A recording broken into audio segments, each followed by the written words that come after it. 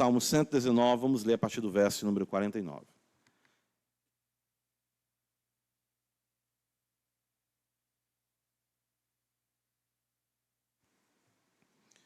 Diz-nos assim a palavra de Deus. Lembra-te da promessa que fizeste ao teu servo, na qual me tens feito esperar. O que me consola na minha angústia é isto, que a tua palavra me vivifica. Os soberbos zombam continuamente de mim, todavia não me afaste da tua lei. Lembro-me dos teus juízos de outrora e me conforto, ó Senhor. De mim se apoderou a indignação por causa dos pecadores que abandonaram a tua lei. Os teus decretos são motivo dos meus cânticos na casa da minha peregrinação. Amém.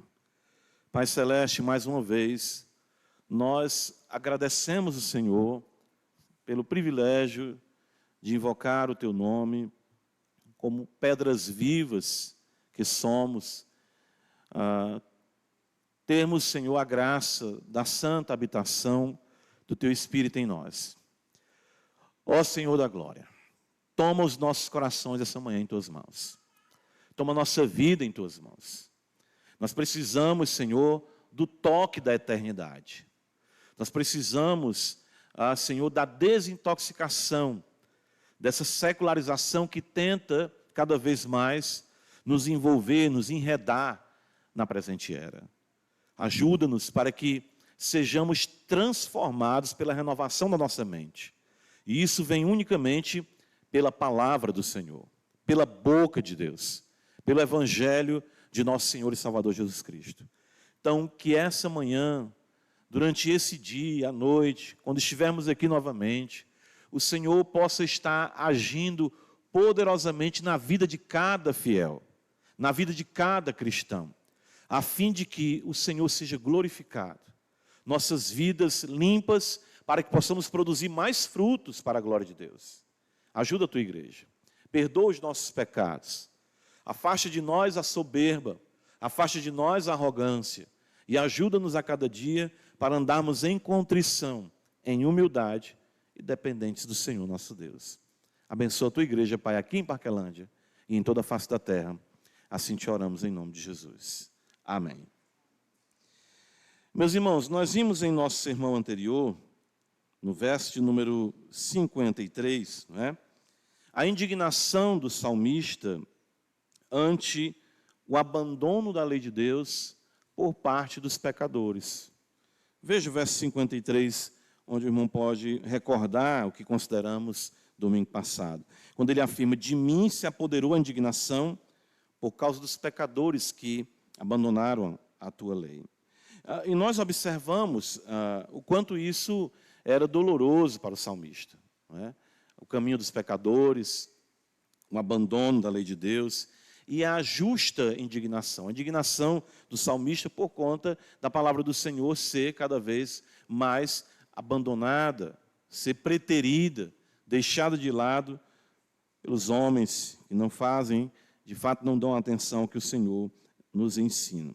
Porém, isso de forma alguma tolhia a alegria de servir ao Senhor do salmista durante o tempo da sua peregrinação. É muito belo quando nós observamos o desenvolvimento do pensamento do autor sagrado. Ele fala que ele caminha aqui, que ele observa que esse mundo é um mundo mau, que a lei do Senhor é abandonada, que a indignação de fato lhe subia ao coração, por conta do zelo pela lei de Deus. Mas ele também mantinha um equilíbrio para não ser, vamos dizer, alguém revoltado, né? Alguns segmentos até falam isso, você tem que se revoltar, né? Contra o sistema, contra o mundo, se revoltar contra a pobreza, enfim. Não, pelo contrário, o salmista, ele continua com o foco dele no Senhor, e a alegria de servir ao Senhor era um fato durante a sua peregrinação. Veja, no versículo 54, ele diz isso, os teus decretos são motivo dos meus cânticos, ele fala, na casa da minha peregrinação. Então, o salmista está dizendo aqui que, embora ele perceba um mundo distante do Senhor, ele consegue continuar caminhando rumo a Canaã, vamos dizer assim, e cantando. Ou seja, ele conseguia, mesmo no meio do caos, mesmo no meio da oposição, permanecer na peregrinação, louvando a Deus. Ou seja, aqui eu vejo até uma saúde espiritual e mental para o salmista, porque se nós tivermos o foco apenas nas coisas que são ruins e contrárias à palavra de Deus, nós vamos chegar realmente a definharmos espiritualmente. Eu ouvi uma história, não sei se procede, faz muito tempo, até faz tempo que eu não me vinha à memória, de um certo cristão que começou a perceber tanto o mal no mundo e a maldade no mundo, que ele começou a ver que tudo era do diabo, né?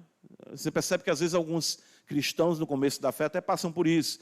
Isso é mal, é o diabo, isso é o diabo, o diabo em todo canto, isso é mal, é do diabo. Aí eu peco, então também eu sou do diabo. Ele se colocou no inferno também.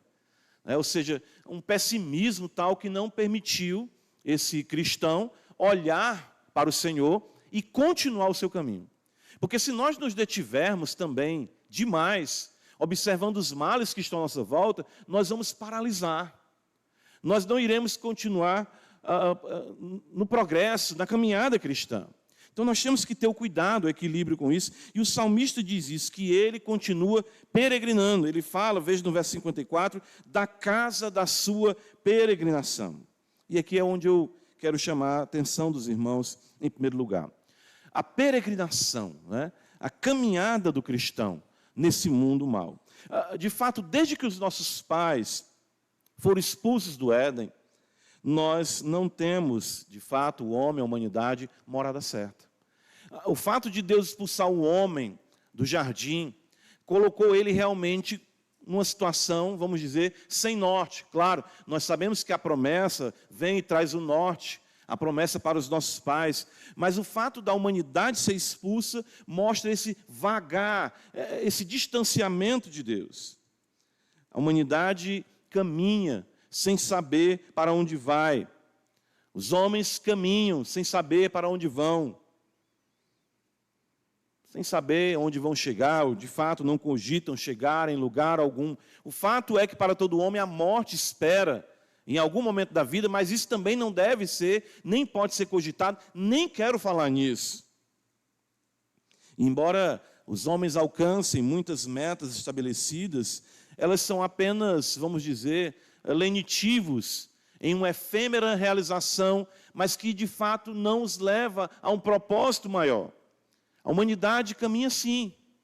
De fato, um homem caminha todo dia buscando realização. Claro que, uma vez nós salvos em Cristo, nós entendemos que somente em Deus temos descanso e a morada certa. Então, quando nós cremos no Senhor, nós passamos a caminhar na busca do jardim novamente. Agora nós temos o norte, conforme a promessa estabelecida de que haveria de vir um que esmagaria a cabeça da serpente. Lembra que o Senhor Jesus, no Evangelho de João, capítulo 14, ele diz ali, vou preparar-vos lugar. Não é? Ou seja, a necessidade, o anseio, o anelo que nós temos de chegar, de alcançar o eterno lar. Peregrinando, almejando, nós prosseguimos, desejando cada vez mais chegarmos à meta. Qual é a meta? Estarmos para sempre com o Senhor, vivendo com o Senhor, porque só Ele é a nossa realização. O homem caminha aí, vários caminhos. Até Provérbios vai dizer, há caminhos que ao homem parecem caminhos retos, mas ao cabo dão todos eles em morte. Veja o verso 54, que o salmista fala que os decretos são motivo dos seus cânticos na casa da sua peregrinação. Ele fala, na casa da minha peregrinação. Nós estamos aqui na casa da nossa peregrinação. E eu creio que isso é muito importante nós compreendermos como crentes. É uma consciência muito forte e desenvolvida em toda a Escritura, tanto no Antigo quanto no Novo Testamento. Mas que eu creio que nós, como crentes, estamos perdendo isso.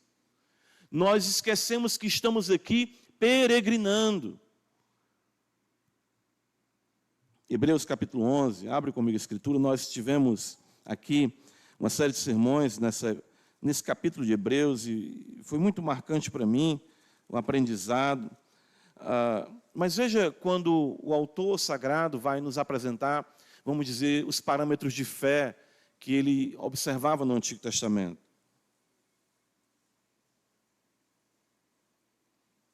Ele diz em Hebreus 11, a partir do verso 8, pela fé, Abraão, quando chamado, obedeceu, a fim de ir para um lugar que devia receber por herança, e partiu sem saber aonde ia. Pela fé peregrinou na terra da promessa, como em terra alheia, habitando em tendas com Isaque e Jacó, herdeiros com ele da mesma promessa. Segura um pouco aí o texto. Por que Abraão nunca construiu uma casa? Eu não estou dizendo aqui que o sonho da casa própria é pecado, viu, irmãos? É outro contexto. Mas o autor sagrado aqui está dizendo que Abraão habitou em tendas. Deus determinou que Abraão habitasse em tendas, para servir de parâmetro para nós, de que nós aqui não temos morada certa, fixa. Nós não somos daqui, nem aqui viemos para ficar. É isso que a Escritura quer que nós entendamos, a mente divina. Abraão, ele era um homem riquíssimo, ele se tornou um homem rico, mas habitava em tendas. Lembra que seu sobrinho Ló, quando viu Sodoma, né? Ele já, Sodoma é ali mesmo, estabeleceu morada, se tornou juiz ali na cidade de Sodoma, mas Abraão continuou nas tendas da sua peregrinação, e isso tanto Isaque quanto Jacó. Por que isso? Veja o verso 10. Porque aguardava a cidade que tem fundamentos, da qual Deus é o arquiteto e edificador. Pela fé também a própria Sara recebeu o poder para ser mãe, não obstante o avançado de sua idade, pois teve por fiel aquele que havia feito a promessa. Observe a promessa. Olha o que diz no verso 13, todos estes morreram na fé, sem ter obtido as promessas, vendo-as porém de longe, saudando-as, confessando que eram estrangeiros e peregrinos sobre a terra. Estrangeiros e peregrinos sobre a terra. Porque os que falam desse modo manifestam estar procurando uma pátria. E se na verdade se lembrassem daquela de onde saíram, teriam a oportunidade de voltar, mas agora aspiram à pátria superior, isto é celestial. Por isso Deus não se envergonha deles de ser chamado seu Deus, porquanto lhes preparou uma cidade. É por isso que Jesus fala, vou preparar-vos lugar. O crente, o homem e a mulher de Deus, tem uma mente peregrina. Tem uma consciência de que não está no lugar certo. O crente é a pessoa que sempre se sente deslocada nesse mundo. As conversas não batem, os propósitos não batem, a maneira do mundo viver não bate, é estranho. A linguagem dessa terra é estranha com a linguagem de Sião que temos aprendido. Verso 37, ainda do capítulo 11 de Hebreus, o texto diz assim para nós, veja, foram apedrejados, provados, cerrados pelo meio, mortos a fio da espada, andaram peregrinos, vestidos de peles de ovelhas e de cabras, necessitados, afligidos, maltratados, homens dos quais o mundo não era digno, errantes pelo deserto, pelos montes, pelas covas, pelos antros da terra. Lembra, Jesus disse, o Filho do Homem não tem onde o quê? Reclinar a sua cabeça. É claro que isso não quer dizer que Jesus não deitava e não dormia, não é isso. Hoje à noite nós vamos ver no sermão de Marcos que ele dormiu bem no barco. Mas a ideia é que eu não tenho projeto para cá, eu tenho projeto para lá. A ideia é essa, de que tudo aqui é passageiro, de que nada é permanente. A literatura dos Salmos, ela é também pródiga nisso, né? Que o diga também os cânticos de romagem que nós cantamos, que nós expusemos aqui, do Salmo 120 ao Salmo 134. O povo de Israel era conclamado a subir a Jerusalém. E enquanto subiam, eles peregrinavam quilômetros e quilômetros, e era para incutir na mentalidade do povo uma mentalidade peregrina, uma mentalidade forasteira, de que precisavam ir ao encontro do Senhor. Nós estamos voltando para o Éden. Vamos parar para pensar nisso? O templo foi construído nos moldes do Éden. Por isso que lá tinha, né, as palmeiras, tinha querubins nas paredes, tinha toda uma beleza ali que remete ao jardim. E é por isso que no Apocalipse está novamente a linguagem do templo, a linguagem do Éden, a linguagem do tabernáculo. Os crentes precisavam ter isso constantemente, né? Lembrar disso constantemente, de que eram peregrinos, de que eram forasteiros. Por isso que o Salmo, o Salmo 24, aliás, o Salmo 23 vai dizer que habitarei na casa do Senhor, chegarei de fato ali. Irmãos, nós precisamos sentir saudade de casa. Nós precisamos entender que aqui é a casa da nossa peregrinação. O apóstolo Pedro, veja na sua epístola, capítulo 2, ele nos diz assim, 1 Pedro, capítulo 2, versos de número 11 e 12.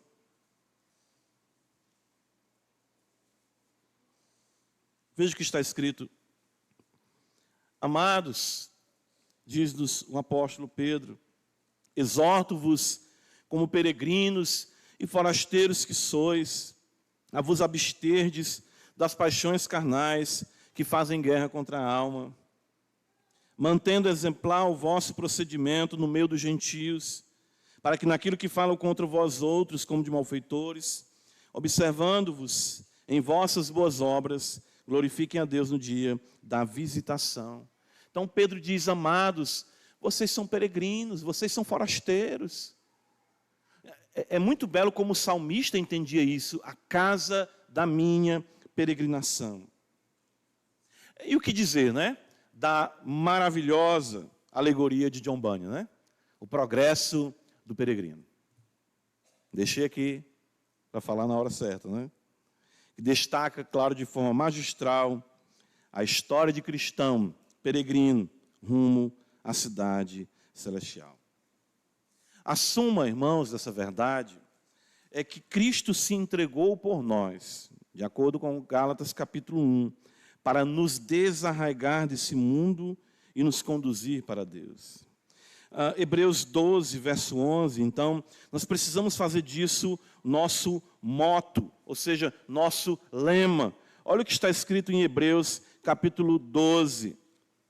Hebreus capítulo 12, verso de número 11. Dessa maneira o comereis, lombos cingidos, sandália nos pés e cajado na mão, comê-lo-eis à pressa, é a Páscoa do Senhor.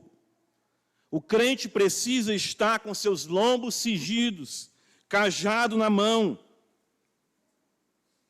sandália nos pés. Por quê? Porque ele se alimenta do Cordeiro de Deus, a Páscoa do Senhor, o Cordeiro que tira o pecado do mundo.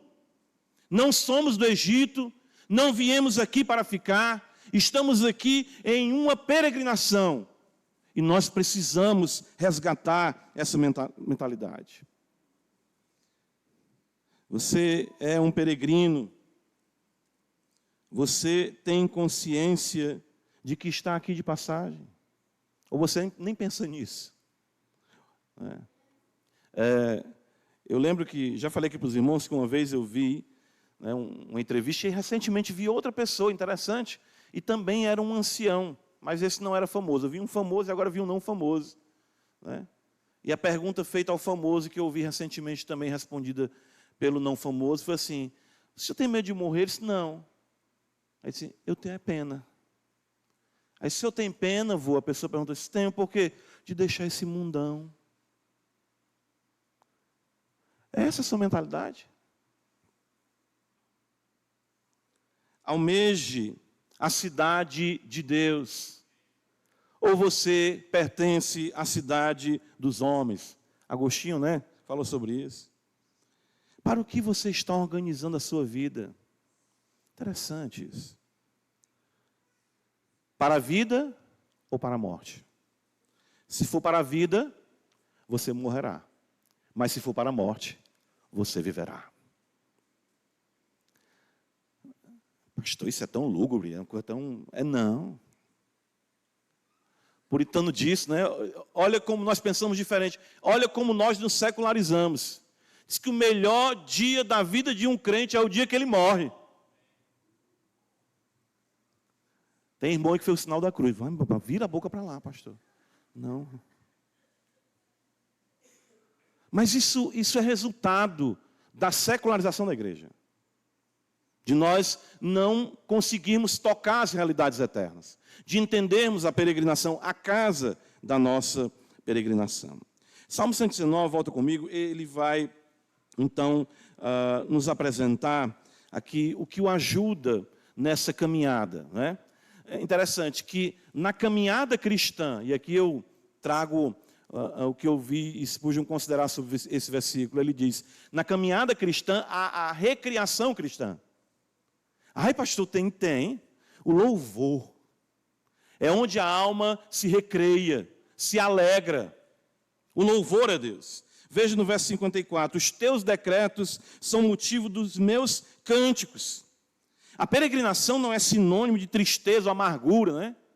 Caminhando, gemendo, chorando. Oh, rapaz. Queria ser crente não, mas é o jeito, né? Ah, se eu pudesse, né? Mas... Uma vez na estrada celeste, ciente do seu destino, os peregrinos caminham com alegria, cantam com alegria. A fé cantada, irmãos, denota prazer, realização. De fato, nós vemos a alma se recrear nas verdades benditas. Ou seja, o homem e a mulher de Deus cantam, todo o tempo há um novo cântico na boca daquele que foi regenerado. Os altos louvores de Israel ecoam no coração do homem e da mulher salvos. Ele acorda já ouvindo, ele dorme ouvindo. Constantemente ele está pensando no Senhor.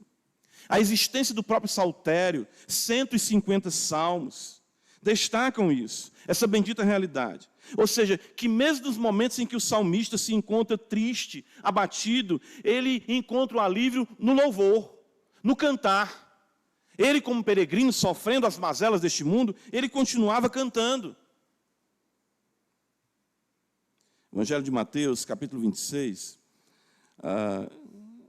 Existem coisas que são registradas, às vezes a gente não para, né, para considerar, tão singelas, porém de ensinamentos tão profundos. Mateus 26, abre comigo a escritura.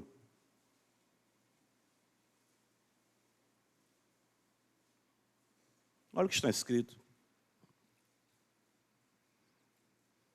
A partir do verso 26, nós temos a ceia do Senhor.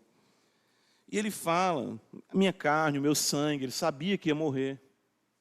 Ele está na última Páscoa ali, de fato, estabelecendo a ceia. E veja o que está escrito no verso 29, digo-vos que desta hora em diante não beberei deste fruto da videira, até aquele dia em que eu hei de beber novo convosco no reino de meu Pai. Olha o que está escrito no verso 30. E tendo o quê? Cantado um hino, saíram para o Monte das Oliveiras. Por que né? Jesus sabia que ia morrer, mas estava alegre. Jesus sabia que ia sofrer as afrontas dos pecadores, estava concluindo a sua peregrinação e a concluiu louvando a Deus. Tendo cantado um hino, foi para o Monte das Oliveiras.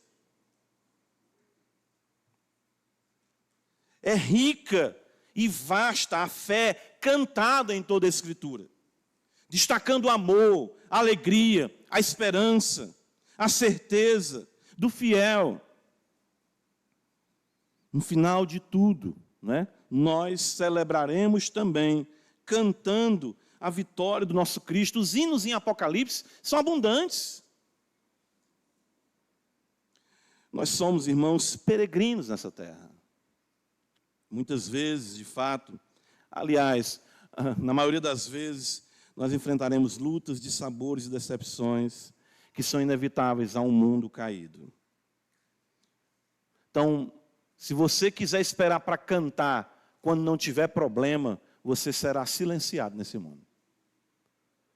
Mas a beleza do Evangelho é que o mundo está desmoronando e você está cantando louvores ao Deus vivo. Isso é a beleza do Evangelho. Está dando tudo errado, mas você diz, está dando tudo certo.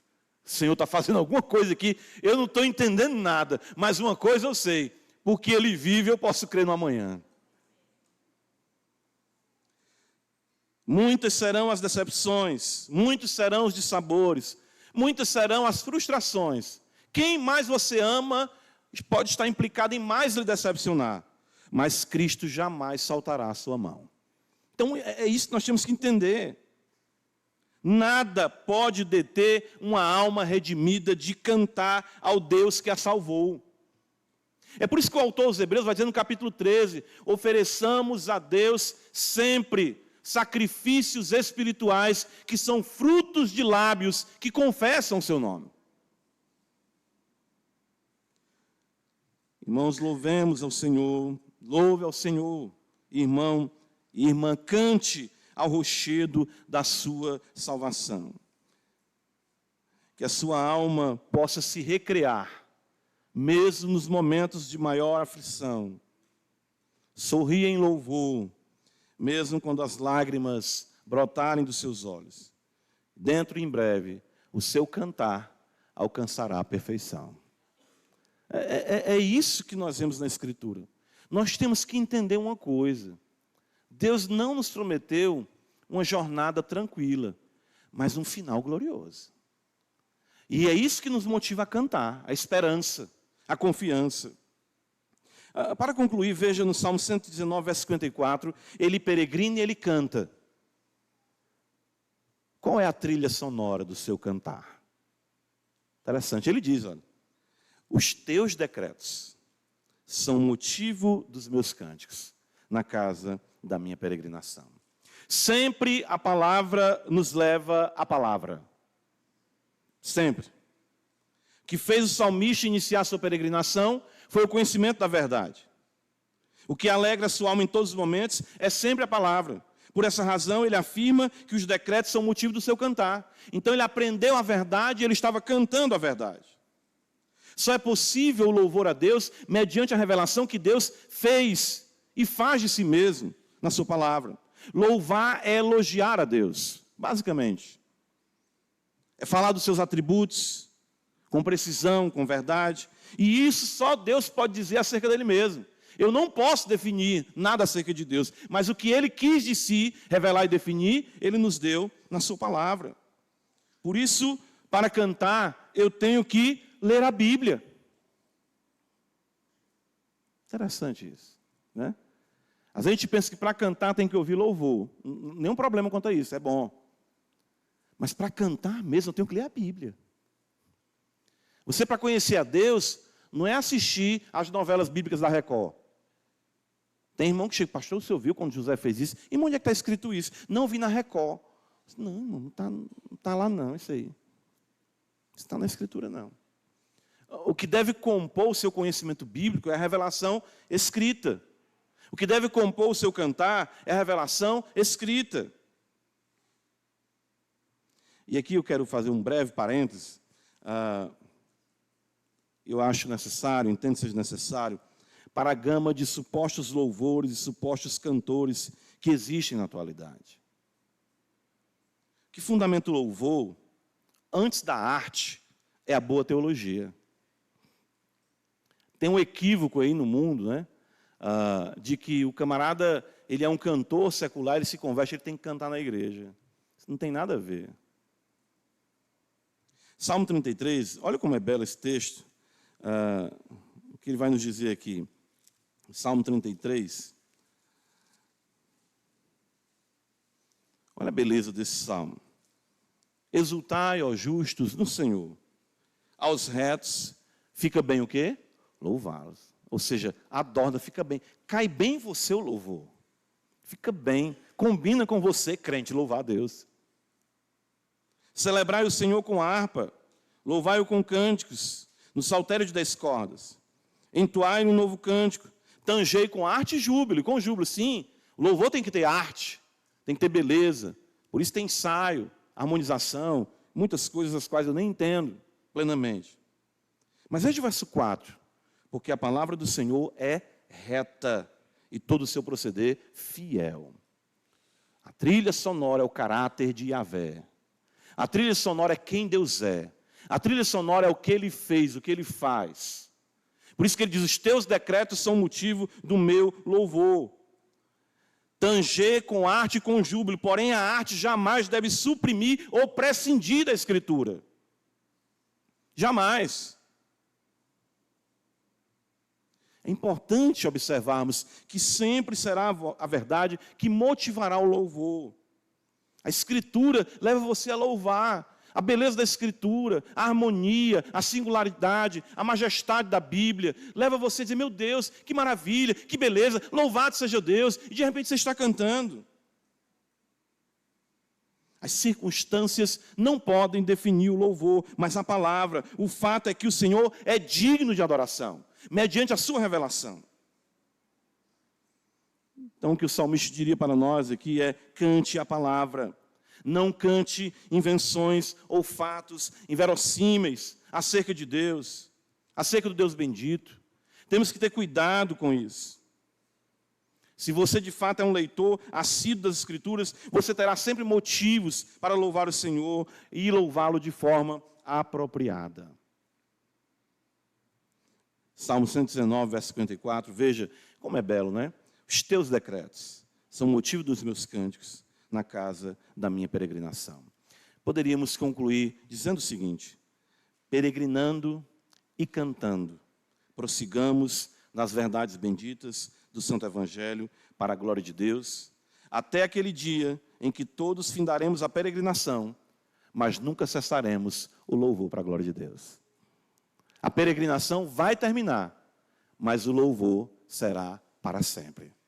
Então, ensaiemos, louvemos na casa da peregrinação, até que cheguemos ao coral que jamais terá fim.